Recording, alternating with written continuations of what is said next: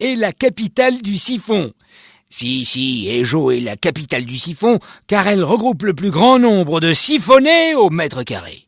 La preuve, le 3 juillet prochain, dans la descente qui traverse le village, vont s'élancer des caisses à savon afin de remporter le trophée des 2e dingos mobiles.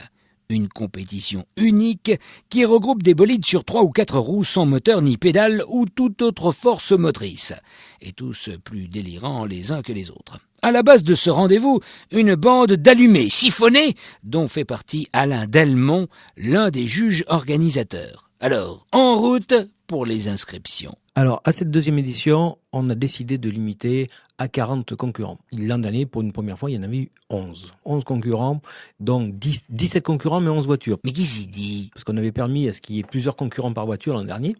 Donc, il y en a qui ont fait plusieurs descentes, des voitures, mais pas avec le même pilote. Et pour se marrer à tous les niveaux, il y a plusieurs prix qui récompensent. Alors, l'originalité, la vitesse aussi, on prendra la descente la plus rapide, tout simplement. Combien de fois on a droit à combien de descentes ? On pense faire cette année 5 ou 6 descentes.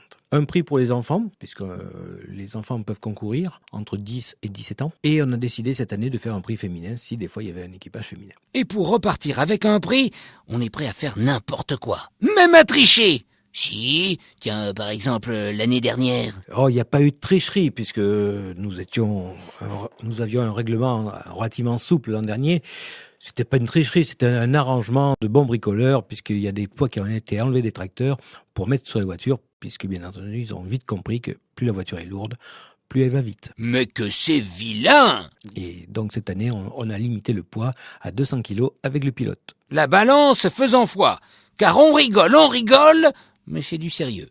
Il y a même la séance d'essai qui précède la compétition. Alors, le matin, on fera des essais. Et si ça se passe bien, et on fera même des essais pour le freinage et on pèsera les voitures. On freine avec quoi ?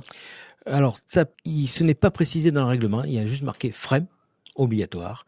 Ça peut être si c'est un guidon de vélo, des freins de vélo, suivant les roues, bien entendu. Toutes sortes de freins, même hydrauliques, s'il y en a qui veulent monter un truc comme ça, ils peuvent. On peut freiner avec les pieds, mais il faudra peut-être changer de chaussures et de semelles. Vaut mieux, car la descente descend. Elle fait à peu près 700-800 mètres. Et en gros, la descente l'an dernier allait entre 1 minute et 1 minute 30. Il y a un gros dénivelé au départ, avec un virage. Après, il y a une ligne droite qui se calme un petit peu. Et ensuite, il y a une série de virages à droite et virages à gauche où là, ça redescend bien. Et l'arrivée se fait sur un plat. C'est dingue, non ? Si vous voulez des renseignements pour participer à cette compétition hors du commun, les 2e dingos mobiles, vous pouvez vous renseigner au 05 55 00 27 81 ou sur le site dingomobile.free.fr.